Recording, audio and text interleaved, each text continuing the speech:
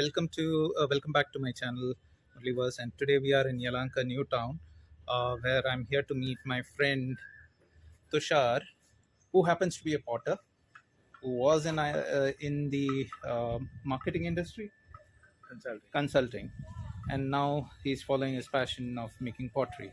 So he's gonna take us through the whole pottery studio that he has built for himself.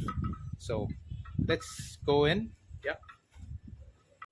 So, Tushar, tell me, how did you come up to this from consulting to pottery? So it happened by chance, okay, and hence my pottery channel on Insta is also called Potter by Chance. And the reason I say that is because I used to watch a lot of pottery videos on YouTube, and they just were very calming in nature.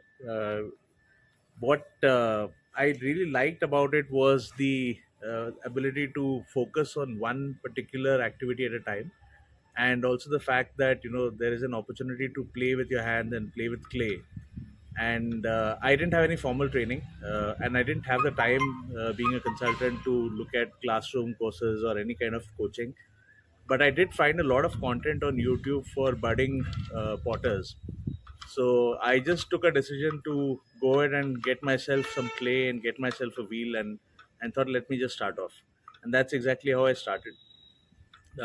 Obviously, the pandemic kicked in post that, and things kind of slowed down on the work side, which also gave me some room to experiment, fail, learn, repeat. And that really helped me kind of speed up my journey towards becoming an eventual potter. So, how long has it been since you constructed this beautiful studio?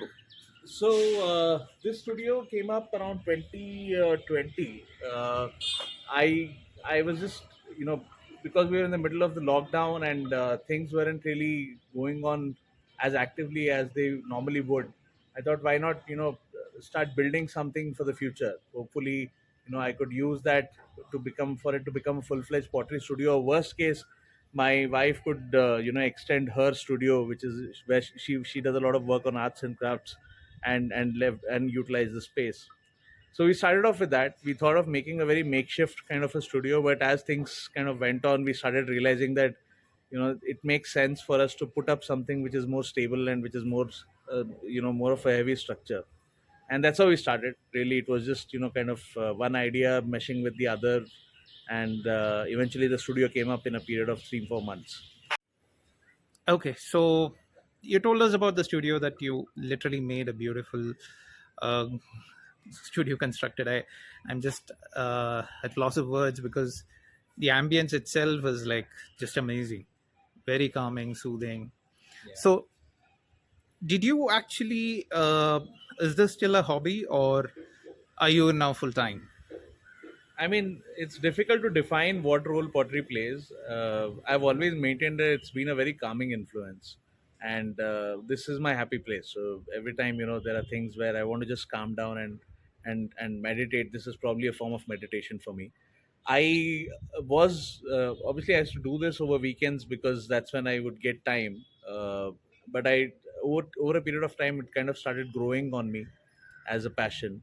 And at the start of this year, I took a conscious decision to take a break from my corporate life and explore pottery, because I do believe that it requires a lot of effort and it requires a lot of time. And there's no point in pursuing something half-hearted. So I decided to kind of take a break from my corporate life, and work on my pottery, be a part of my wife's startup, which is also into art and craft space. So that kind of gives me some room to, from a business standpoint, to drive things. So I thought it was a good combination, and probably it was a great age for me to explore this as an opportunity. So now I'm pretty much full time. Yeah. So, you mean to say you literally moved from your job, a high paying job, to doing pottery and help your wife with the Yeah, startup? yeah. I mean, it on the face of it, it may not seem like the most logical decision, but and it's not something that one should just decide one day and start the next day. This was a decision which was taken over a period of long consideration and long thinking. There are a lot of aspects that, as you would appreciate, a lot of aspects around financial aspects, security, that one needs to take into account. So once I reached a point where I felt, it was reasonably okay to take a certain amount of risk, that's when I decided to switch. But I'm sure, it's a tough decision. It takes time for people to come up with something like that. It took me a long time to eventually take that leap, but it is a leap of faith. Amazing. So why don't you take us through the Yeah, studio? yeah, come on. So this is the pottery studio, uh, and basically the way I've designed it is in the form of a workflow, and I'll take you through the typical process that happens. So we have this is the multi-utility table in the middle, and this plays multiple roles. So it starts with me taking clay fresh out of the bag and wedging it. The reason we wedge it is typically to take out the air bubbles so that they don't eventually burst in the kiln. Once that's done, then we get onto the wheel, and that's where the magic happens. So that's where we kind of create the structures that we do. And once I've done that, then it's left out to dry, and it's left out to dry in shelves here. Typically, it's recommended to slow dry things because they tend to crack if put in the sun or etc etc. So once we slow dry it, then I take it to my kiln, and I'll show you the kiln in a moment. And that's where what we fire it for the first time. The clay is fired to a temperature of about 1,000 degrees because it's a stoneware kind of clay. And once that is done, then it's reasonably hard enough for me to then do further processing of the product in terms of glazing it with different colors or different textures. And once that texturing and the glazing is done, then we fire it again for the second time. That's called as glaze firing, which happens to a temperature of about 1200 to 1200 to 1250 degrees Celsius. My God. And that's where the real colors and the textures and the glaze comes out. And once that's done, then we take it out of the kiln, let it cool, and that's ready for use. So these are the ones that you have recently made. So these are the ones which were dried and fired for the first time, the first firing. So typically these are half baked, if I can call it. They are reasonably hard enough so that they don't crumble on touch, but they are still porous enough. They are not vitrified completely, which allows them to absorb the colors and absorb the textures that I want to do on it. Once that's done, then I take these and put it back in the kiln, and that's where what you get out are things like these, which are typically the end products of pottery. Wow. So these are all the ones that you have done over the past Yeah, how many months? These are a sample of the ones that I've worked on over the last year and a half. Wow. Basically, there are different stages of evolution. There are some which are half baked, which are disc fired, as they call it. And there are some which are still drying, so they are yet to be fired even for the first time. So these are just drying out. These are some of the experiments that I've done with different glazes and different textures. So the good and the bad part of pottery is there's a lot of unpredictability. So you don't really know for sure what's going to come out, and that gives you a sense of excitement. Some things come out great, some things completely bomb, but that's what it teaches you. It teaches you a lot of patience. And until the final firing is done, you can never be sure that a pot is actually coming out as an end product.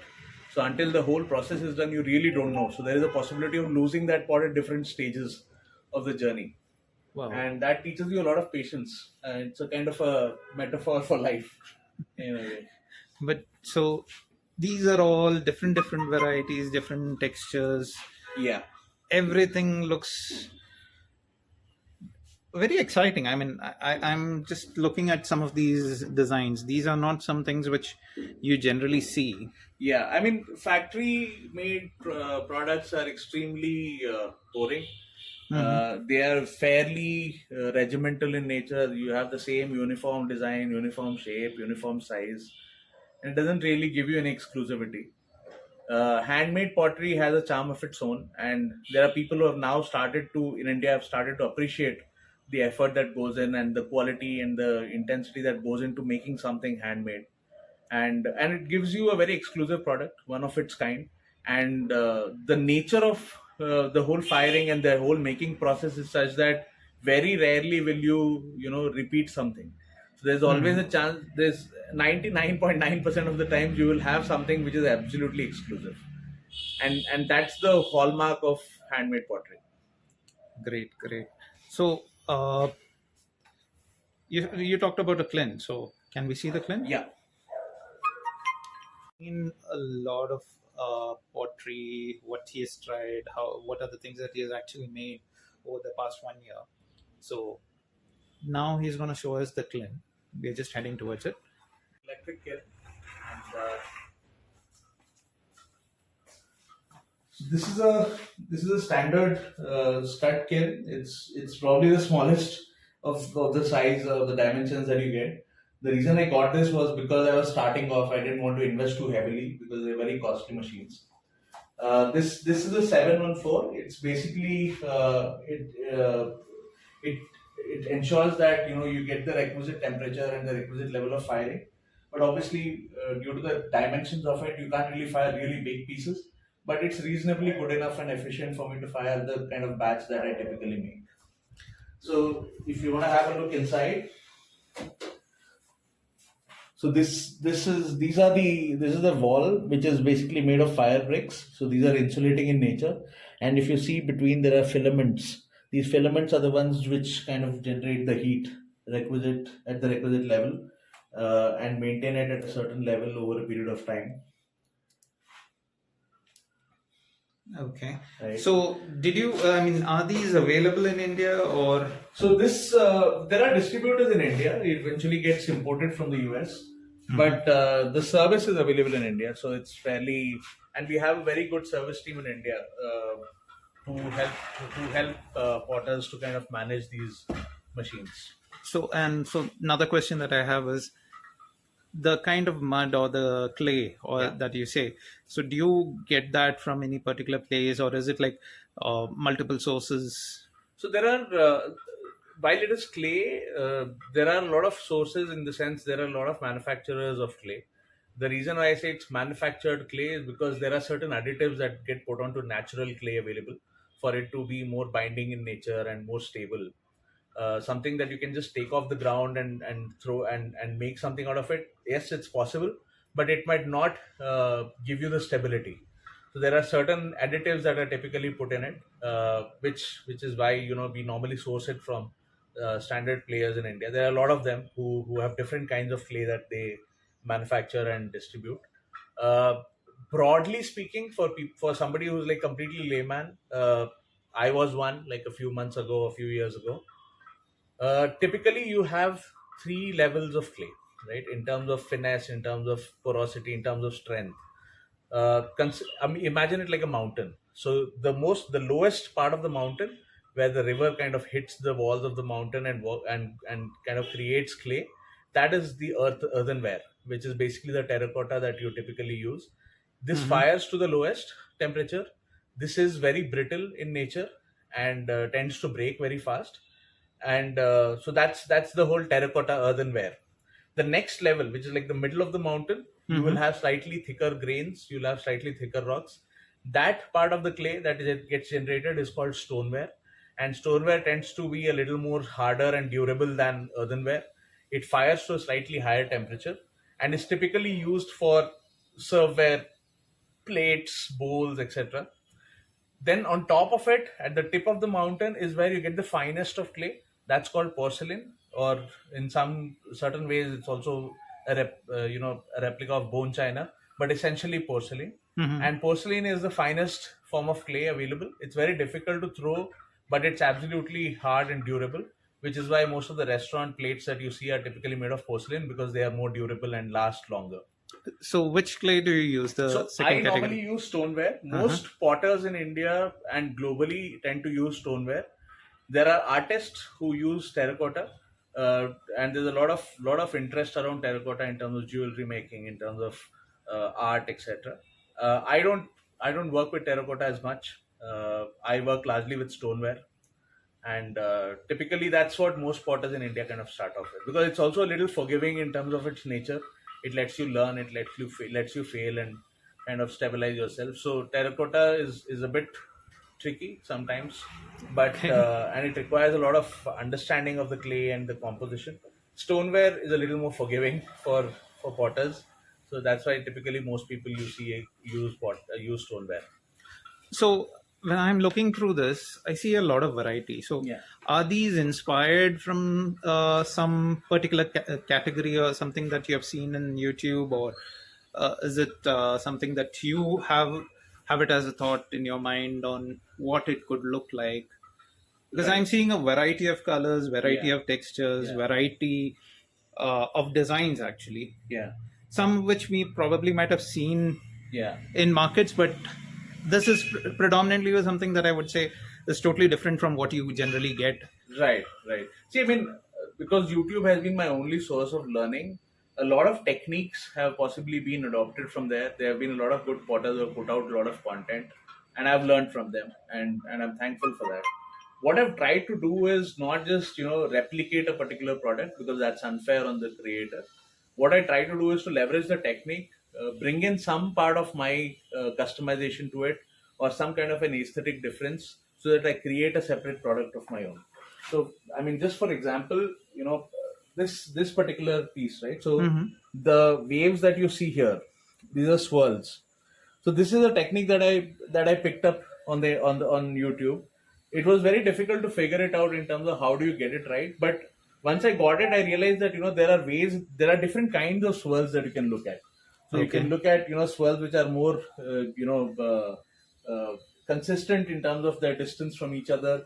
There are swirls that could be very asymmetric in nature, and there are swirls that could be very different. So, for example, if I look at this swirl and this swirl, you'll see a lot of difference Yeah. in terms of the frequency of it. This is more far spaced out as compared to these which are closer to each other. So those are experiments that you can keep doing, and I mean, ultimately that's what kind of gives you it gives you the freedom to try. Similarly, this is another kind of swirl where you don't have a bulge, but you have something which is a little more sharper. Now, if I just put these two together, you'll see the difference. Yeah. So this is another type of swirl. So the whole skill of swirling Mm-hmm. itself can have different dimensions. So that's the whole nature of pottery, and that's how it's evolving over time, with different potters trying out different styles, putting in their own, artistic angle to it, and creating something which is different and which is new. So I'll just show you a quick demo of typically how. So this is how clay comes to me, and there are normally manufacturers pack this up in a bag, and we typically buy in bulk. Once you have this, there are a lot of air gaps, air pockets inside this, because Mm-hmm. it's traveled over a period of time, and clay tends to kind of have a memory of its own. Oh, So okay. it has its shape, and we need to kind of refresh or whatever, wipe out that memory, and take out all the air bubbles from inside this clay. And so what we do is, typically once we have the clay, then we wedge it for a bit. So there are different types of wedging, but essentially the idea is to take out the air bubbles out of it. So basically, to say how you make dough for Yeah, chapatis. exactly like that. So when you do that, you tend to the air bubbles kind of slowly come to the surface and pop out, and that gives you more consistent clay, which basically then can be used for throwing. So So there's a once lot of prep work also that is involved in. so this is probably the only prep work I would say, and this is important to ensure that there are no damages when you fire it at very high temperatures, Mhm. because when air gets trapped inside the body of a piece at very high temperatures, it tends to expand at a very fast pace, and that leads to explosions inside the kiln, which could damage the kiln, or which could damage the filaments or the brick lining. So Oh, it's always okay. better to be a little more prepared, and put in that effort up front, so that we avoid any damages later. Okay. So this is So this is your throwing wheel, as you yeah, call. this is my throwing wheel. Again, this is a very you know standard electric throwing wheel that typically we use, Mm-hmm. and it's very efficient as well, very easy to operate. So it's got a kind of an accelerator uh, at the bottom, which basically I use to speed up or speed down, Okay. and I can also change the direction of the wheel, right? Okay. So depending on whether you're a right-hander or a left-hander kind, It makes it easier.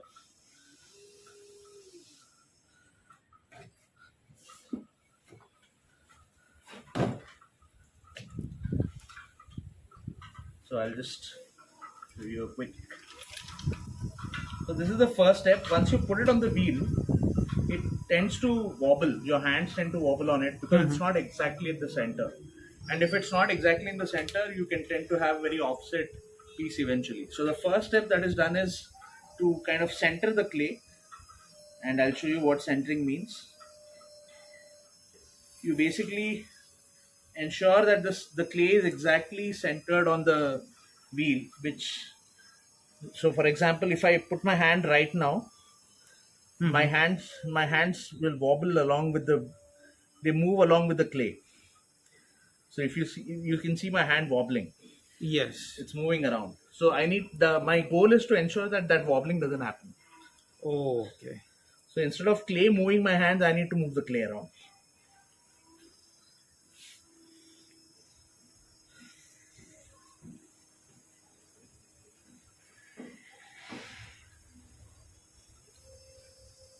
Now if you see, my hands are not moving. Yeah, it's quite stable So on that. I've centered the clay. That's what it means.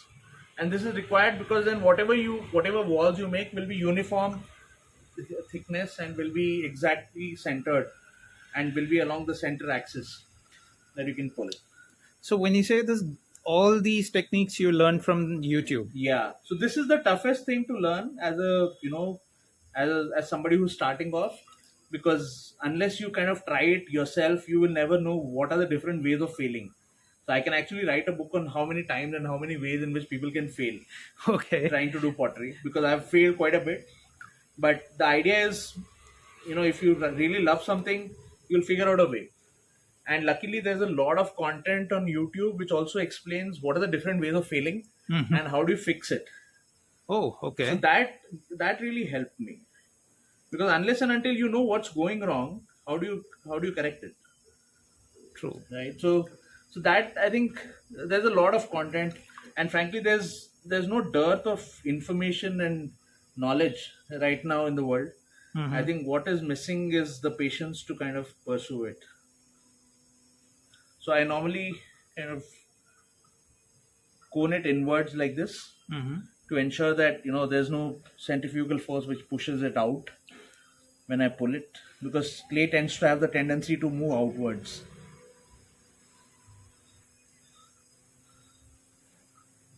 So I normally keep it a little inwards. So basically, whatever that we have learned in our school days or college days Yeah, comes into play yeah, here. yeah, it does. I mean, this is like physics, maths, chemistry, everything put together. Because the composition is more chemistry, uh, the actions that you make are more physics, and there is also something called a shrink rate. So because clay clay is made up of what? It's made up of silica. It's made up of water, Hmm. and as clay dries out, and in the kiln you're basically drying out clay because you're taking out all the Moisture. moisture out of it. So clay tends to shrink as well. So if I have to make something which is going to hold like half a liter of water, I need to make something which is about 14-15 times percent high, you know, more voluminous, because Oh, I know for a fact that it is going to definitely shrink, right? So that, there's some maths involved there as well. And obviously the fact that, you know, most of the potters kind of tend to throw to certain dimensions, hmm, that also kind of makes you a little more cognizant of the numbers. interesting. So what we learned in school times is not wasted somehow. The other, Yeah, I mean, we, those are life skills that you learn. It's up to how you leverage it and apply it. But yes, those are foundational things. I'm going to try out something. And the, you know, the most amazing part of pottery, and I say amazing now in hindsight, is when things, you know, when you think you've almost got it, and it suddenly breaks down, and hmm, the whole body kind of disintegrates. And that is also a huge learning, because in life you will always have failures. It's about how do you pick yourself up, right? True. So, so this, in a sense, it used to be extremely frustrating when you start off, Mm-hmm. but over a period of time, you kind of realize that this is bound to happen. There will be a lot of breakages, there will be a lot of failures, and there will be a lot of things when you almost thought you had it and it doesn't work out. So it's a part of life. It's a part of pottery. It's a very big part of pottery for sure. So this actually remains to be a very niche skill at this point of time, wherein handmade pottery earlier we used to have a lot of people making it, or Yeah, and it kind of reduced or it kind of disappeared across the span. yeah. So now, how come that there is a sudden increase or sudden uh, increase in interest, I would say, across the globe for these kind of products? So I think generally people are realizing the need for. I mean, there are multiple factors that are driving it. At least that's what I felt. One is the need for exclusivity. Hmm. Everybody wants to do something very different and something very exclusive. So a lot of them tend to look at experiences and different things that they can do or pursue, which gives them a very exclusive way of being, Hmm. which others haven't done, or something that they can boast of at the end of the day. That's the most common reason why people take up very different arts. The other reason is there's a lot of stress. People are under tremendous stress, and obviously the pandemic and the work from home and the extreme stress hasn't helped anyone either. So there's always people are always on the lookout for ways in which they can relax themselves, and the usual trips to the mall aren't really cutting it. So people look for experiences which are very different from what they've been doing in their regular life, and that kind of is also driving an interest towards a lot of interesting art forms, not just pottery. And the Okay. third one is the joy of making something with your hands is very different from what you would experience elsewhere.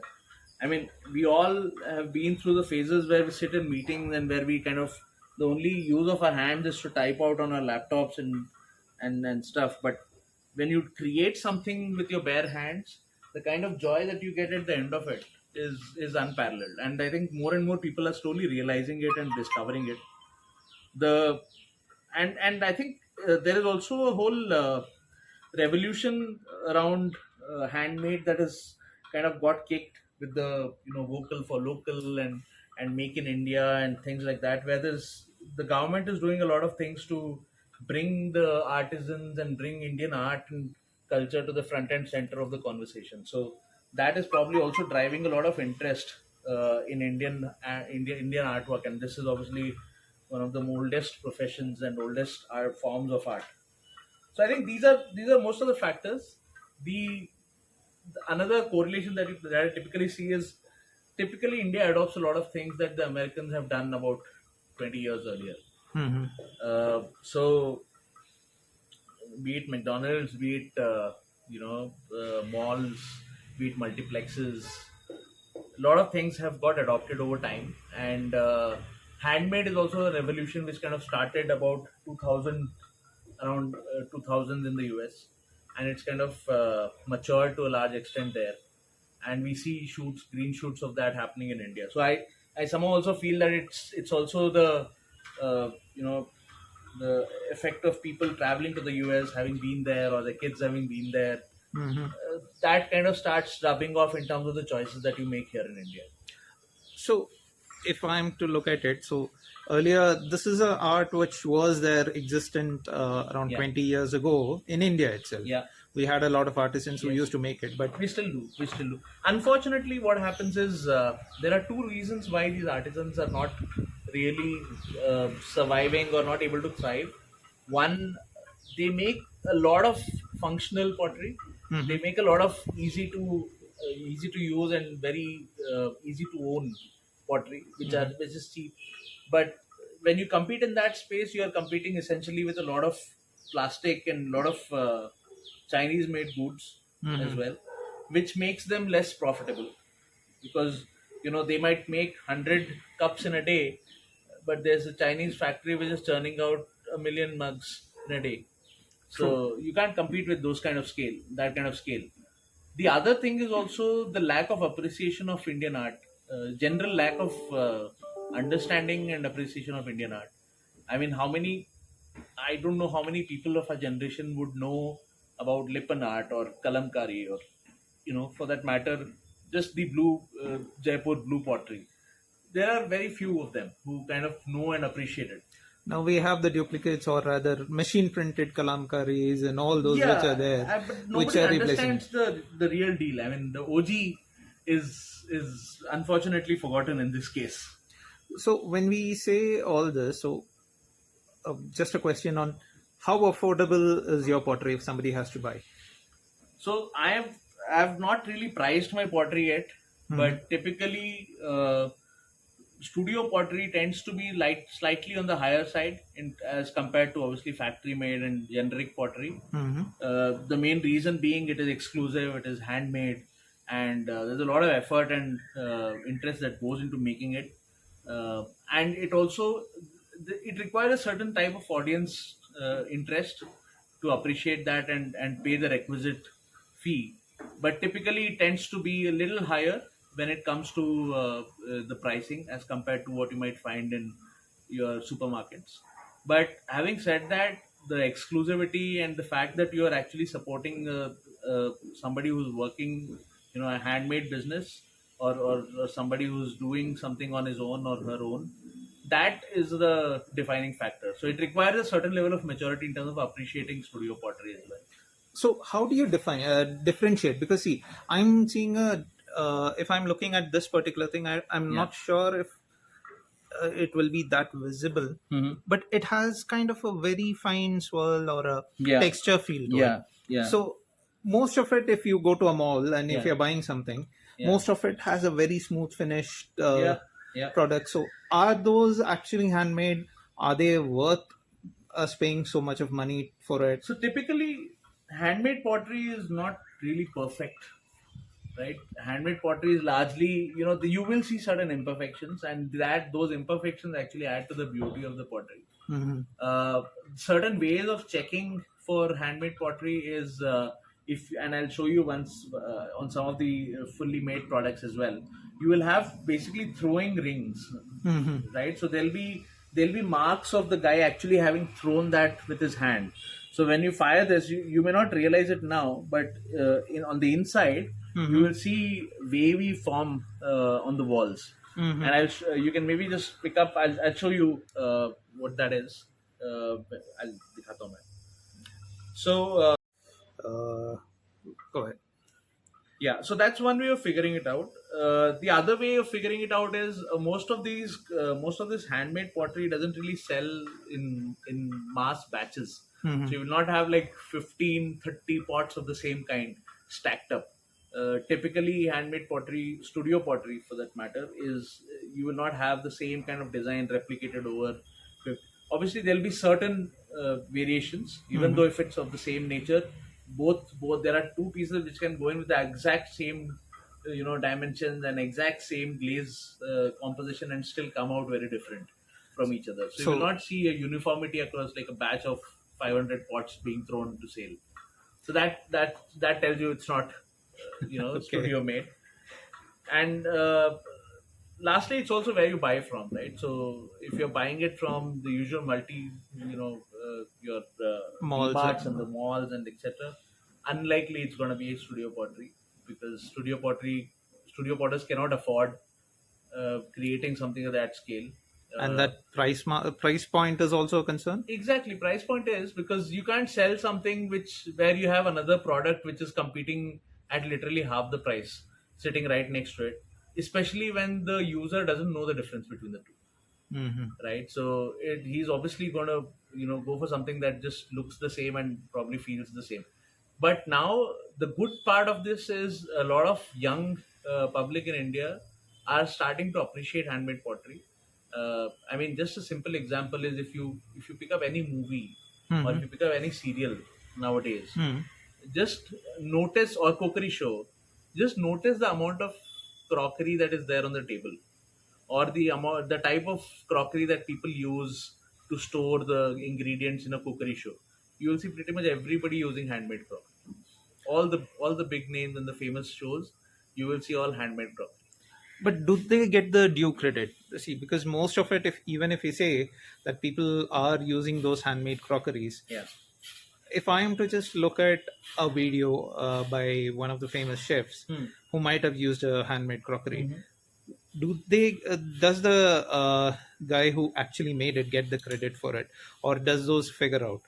Yeah, I mean, see, there will be credits. I mean, obviously, it's not the. For example, in a cookery show, the host is not the guy who's running the show. The production house is. Hmm. So they would have procured it from someone, and the fact that they are procuring handmade crockery actually gives that studio potter the opportunity to showcase his pottery, and he can obviously use that to market himself, etc.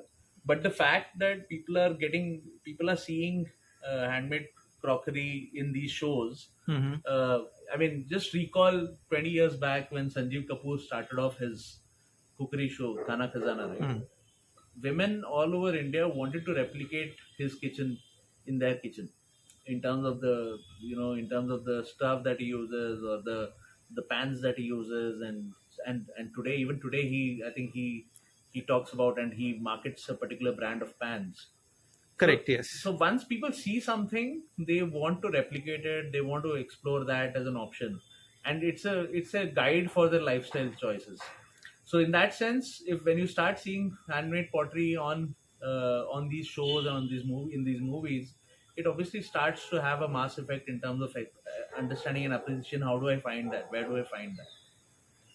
So, Right. So yeah. what is your plan? I mean, we know that you want to make some amazing pottery. You're looking at some intricate designs, something which is very unique. So, where do you see this being probably 5 years, 10 years later? I mean, I'm no one to predict, but the way I've seen things getting adopted in India, I would see a lot more appreciation, and I would see a lot more acceptance of handmade pottery, a Hmm. lot more mainstreaming of it. It's still very niche, and it's not really something which people out there are using it on a daily basis. Hmm. And I don't expect that suddenly to change, but I definitely expect a lot more appreciation for it and a lot more existence in the mainstream. I would hope for a lot of potters to really make it as big artists, like what painters are, or perhaps what some of the fine art exponents are. So I Hmm. would definitely want some artist names, pottery artist names, to be household names, because it'll have a rub-on effect on the entire potters community. So yeah, I mean, that's what I hope. One or two potters to really make it big in terms of mainstreaming themselves, and hopefully, being a lot more visible as a community. So, do you intend to be remain a niche potter, or wherein you make very limited amounts of pottery, So or do you have plans to scale up, involve more traditional potters to kind of yeah, use their skill yeah. sets to kind of build it?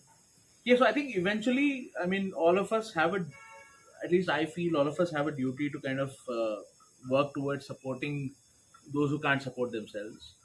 At this point, while I'm exploring the art myself, in terms of scaling, obviously one is increasing my understanding of the art, and generating more and more designs and more forms.